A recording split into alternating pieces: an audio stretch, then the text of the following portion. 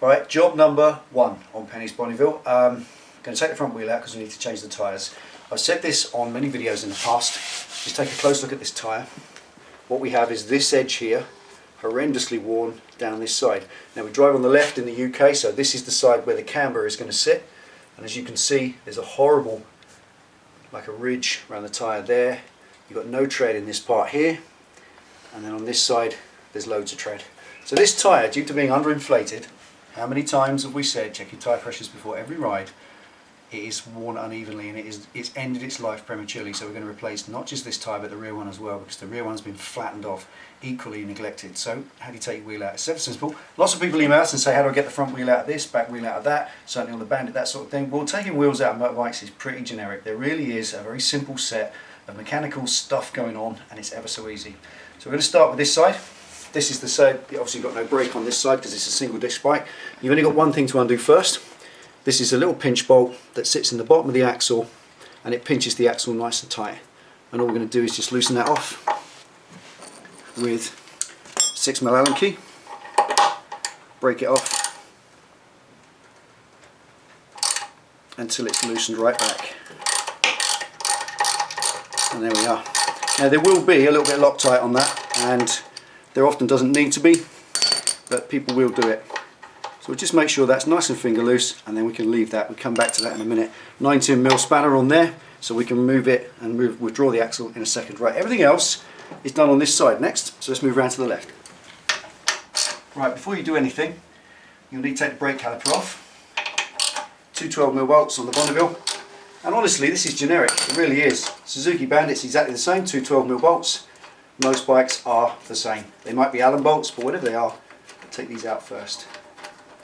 Release them out right in the thread. Take them out completely.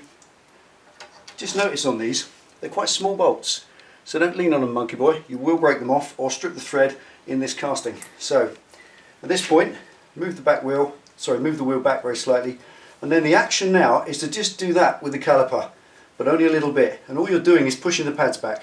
A little bit left, a little bit right, not much, and then it will just drop free. Simple as that. And all we've got to do, front brake pads are nice and healthy in there, which is good, and we're just going to bungee this out the way, up there, so it's nice and safe, and then we can withdraw the wheel. And there, set it neatly where it's not going to touch anything. Just clip it to something that holds it out of the way, so that's not going to dangle around and scratch anything. Okay, next thing, 24mm socket. It might be a different size on your bike, but on this it's a very, very straightforward axle and nut, not the internal nut kind you get on big super bikes. And all that is now is a ratchet on there. I'm going to take a little second look at it. There we are. Now obviously the bike at the moment is off the ground, so I'm being careful it doesn't move about too much. There we are.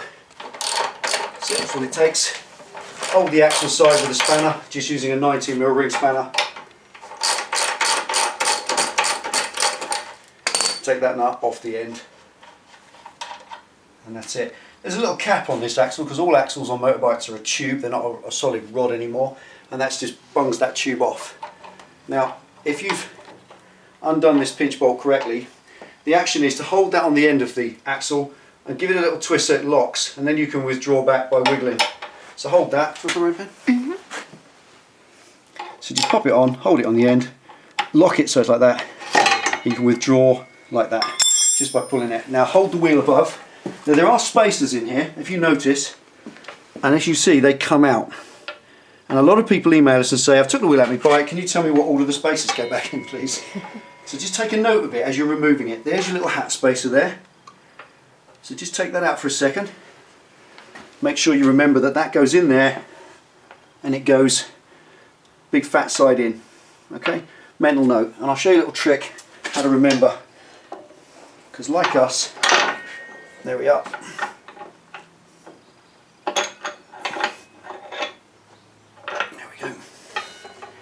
Now this side goes in like that. Now we've got the axle here. We'll draw the wheel free. So put the wheel there. With this particular bike, like so many modern bikes, It doesn't have the speedo working off the drive on the front wheel, but if you've got a Bandit, an early model Bandit, you'll have a speedo drive in the front wheel. That can actually come off just like that spacer did. It just comes off and sits free. You don't need to take the cable out or anything. But on this Bonneville, the speedo is driven from elsewhere on the bike. So all we need to do with this, that's the way that came out. So I'm just going to pop it back in. That's how that spacer goes in. That's how that one goes in. Remembering, because we only just took it out, and then pop that back in to the bike, not too far,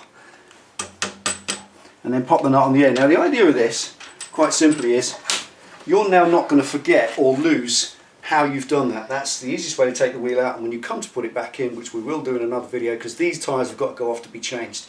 So in the next video we'll do the two, putting them back in, rebuilding them. But that's very simple, and that prevents you getting them wrong in the future. You clean them all up, put fresh grease on and reassemble them. So that, my friends, is exactly how to take the wheel out of Triumph Bonneville on the front. Okay, in line with changing the tyres on Penny's new Bonneville, we need to take the rear wheel out, and this is another little quick video just how to take the back wheel out of your Bonneville. It's a little bit more involved than the front wheel, but it's not so difficult that you can't do it. It's pretty straightforward. It's just a series of dismantling things and remantling them afterwards. Okay, so the first thing, take a look in quick. This is the annoyance with Bonnevilles over the Thruxton doesn't have it, and nor does the Scrambler, but it happens on the Bonneville because the silencers, these great big enormous 4-ton things here that are coming off, we are going to change the exhaust, they're in the way. So as you can see there, you certainly can't get a 24mm socket on that you need to do, and you can't even, because of the proximity, you can't even get a ring spanner in there. You can only get an open ender, and that's not really the way to do it, because it is, as you see, shrouded here, and you won't be able to get the right torque on that afterwards. So really you just need to take, quite simply, the silencers off the bike, and all that means is a collar under here, 6mm Allen bolt, undoes the collar. They're not tight, give that some welly till the collar wriggles about and there's lots of space in it. And on the inside of the foot peg there's a little 12mm nut that should not also be too tight. This is the sort of thing that you find seized, but there's no reason for it to be. Just take the nut off that, and then we take the one silencer off. There we are. We should get it to a point.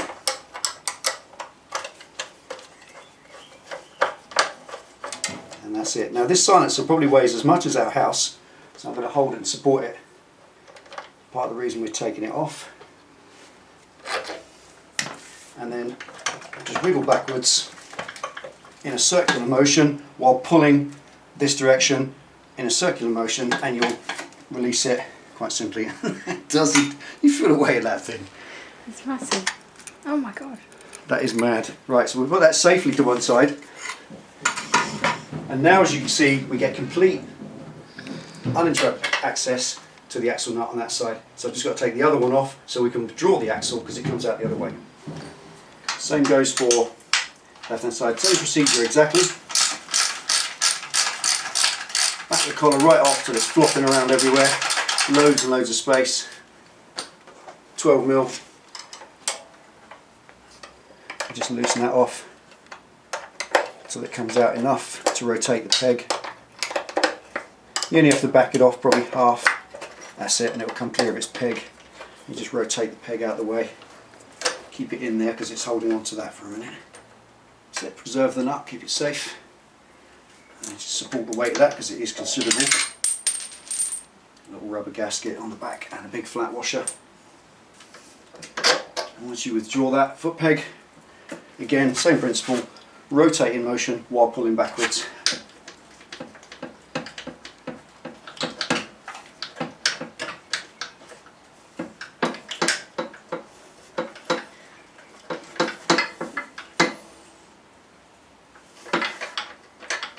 That's it.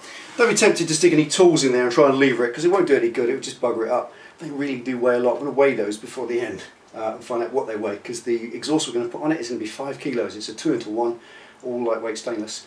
I'm quite keen to see what sort of weights they're going to get. Right, anyway, back wheel out, let's crack on. Same principle as the front, caliper off first. Under-mounted calipers on these bikes, rather daftly. But there we go, you can buy a kit to mount it on top, which may well happen. Take the bolts out there.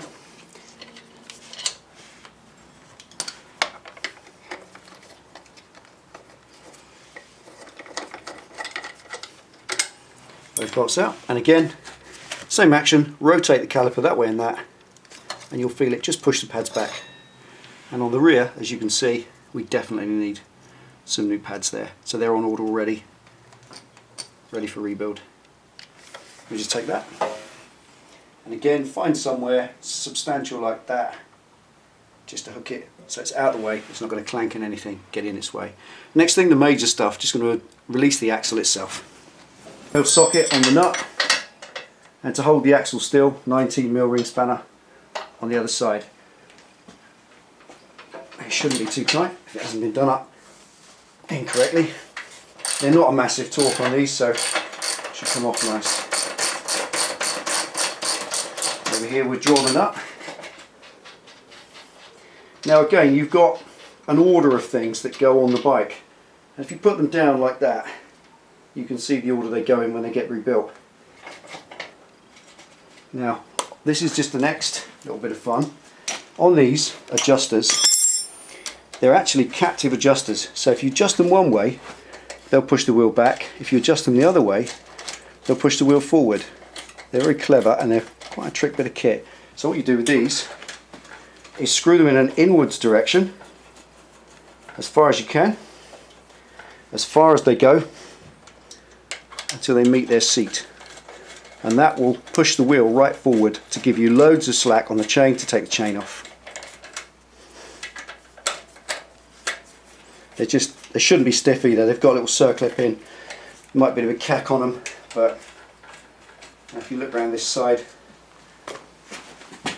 what that's done is it's given us daft amount of slack on the chain. So I'm just going to whip the chain guard off, get it out of the way so we can withdraw the whole thing.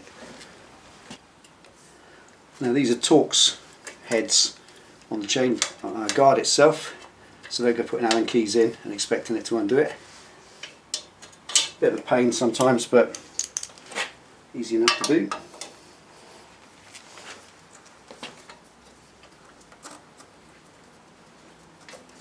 There we are. They shouldn't be too tight, they're only little 4mm threads.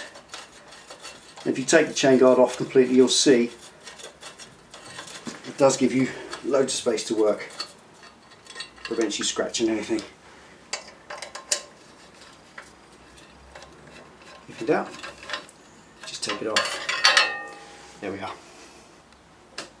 Okay, with the chain as slack as you can possibly get it. If your adjusters don't adjust forward manually, just shove the wheel forward with your hand. Then pop a nice rag over your swing arm, protect it, and then bring the chain off the wheel and just pop it down like that to one side so it doesn't touch anything. Now we just pull the axle out. Around that side.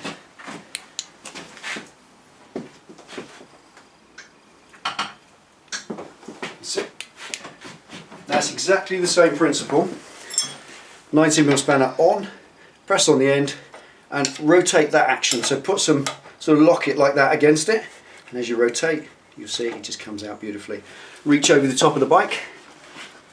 As you rotate and withdraw the axle, hold the wheels so they don't hit the floor. Now check on this side.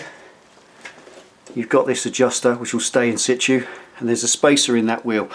So just make a note of it being there. Withdraw the axle right out completely, pop it down, and then this will come down, stand on the ground. There we are, one rear wheel out. Now obviously nothing's come out of there. There is a spacer there. Okay, so where we take this to the bike shop to have the tyre replaced, I'm not going to leave that in there because the likelihood of it getting lost is great. So we'll take it out so there's nothing that comes out. That goes in last before this side. Same on this one, there's a spacer and it comes out that way. Fat end in first, same as the front wheel. So we've got the two spacers, that's the order they go in. We just pop the wheel to one side for a minute. Come back to that in a sec. And then, as I've said before, just so you know where everything goes, pop that back in. We can clean it all and re-grease it afterwards. Just watch that bracket because it does drop out, as you can see. It lives, just incidentally, this bracket mounts the caliper underneath, which then makes the caliper fill up with crap. You can buy a really funky caliper mount which mounts it above, but we're going to stick with this one for now. And it sits just on this peg here with that little groove. It's a very simple system, much better than a torque arm. So we pop it in enough. Remember, that's the way they came out. So that goes on first, then it goes on second. Work it through its position, pop it back into its receiving side, and all you got to do, if you can get over the top there, is come around here to that side and just pop the washer on and pop the nut on to hold it all together. And then you know that when you come to put it back together, you won't have to worry about what order it goes in, because you know. There we are, that's it. Okay, final job before you take the wheels to the shop is to withdraw your sprocket carrier, because it's not connected solidly. That is the sprocket carrier. It's a separate piece. It's got these rubber bushes, they're known as cush drives. This bike's only done 7,000 miles, so they're in great condition. You get a spacer just in there, which you can pop in to its hole and leave there, and you can just mount that in that position, leave it there. That is the way to take the bike shop, or take the wheel to the shop. There's nothing to fall out of there, everything's connected, and it's not going to interfere with their machine. Now I just want to show you this. This is the state of these tyres. The reason we're replacing them both on Penny's bike. We got the bike for an amazingly good deal. We got a great price from a dealer who was not a Triumph dealer and wanted to get rid of it because it was interfering with their stock, whatever, and we got it pretty much at trade money, and that's given us a little bit of money to play with. Now these tyres, as you can see, had this bike come from the dealer and it had been a proper retail deal, we'd have got new tyres fitted as standard. The guy would have done it as part of the deal. I just want to show you the state of these tyres. Now, as you can see, this is the product of kind of a combination of neglect, not pumping them up, and straight lining. This is the rear tyre. As you can see, it's got an absolute flat line in the middle. It's been completely flat line. It's not worn out. You've got 3mm of tread in that centre piece. You could keep flat lining that. You could take it up the road and burn it out, do what you like. That tyre though, as far as for handling, it's awful. I rode it home from the shop and that was nasty to ride on, it really was. It was white lining, which is the business of it going over ripples in the road. It kept standing upright on its own. Really not a nice experience, especially in the rain. And that tyre is definitely shot. It's not that it's worn out, it's just it's worn so unevenly and so flat in the middle, it's no longer fit for use on a motorcycle. So that's going to be the first one. And the other reason it's really important is this one. This is probably the one that's going to hurt you, it's going to throw you in the hedge. If you take a close look at this pen, I want you to look here, as we said at the beginning. You've got this kind of board section there on this one side, and that's the camber, because we drive on the left in this country. It's not so bad on this side, which means that it's got a cast to one side, but you can also see, if you look right in the centre, there's a flat piece where it's been straight lined.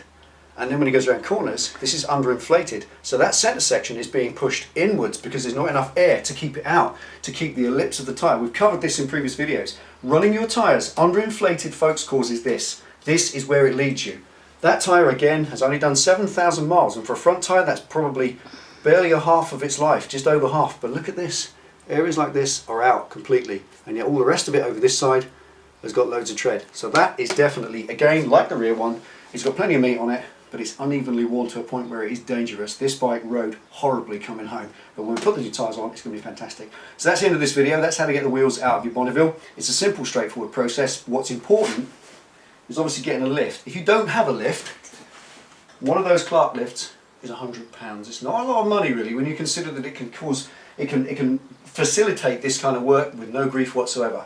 And the Bonneville, all the Bonneville series, they lift up underneath like a cruiser, and this goes for your Harley Davidsons exactly the same. But if you haven't got one of these, then you can go and get yourself a main stand, which will then, you can fit a main stand on these, and you can support the front with a wooden block, so the whole thing is still safe. Okay, so there we are, that's it for now. Join us for the next video where we've got the tyres fitted, they're on the rims, and we'll put them back in the bike, and we'll show you how to do this and button it all back up again so it's nice and safe. Okay, so this is part one. Thanks for watching, take it easy, ride safe, and we'll see you for the next one.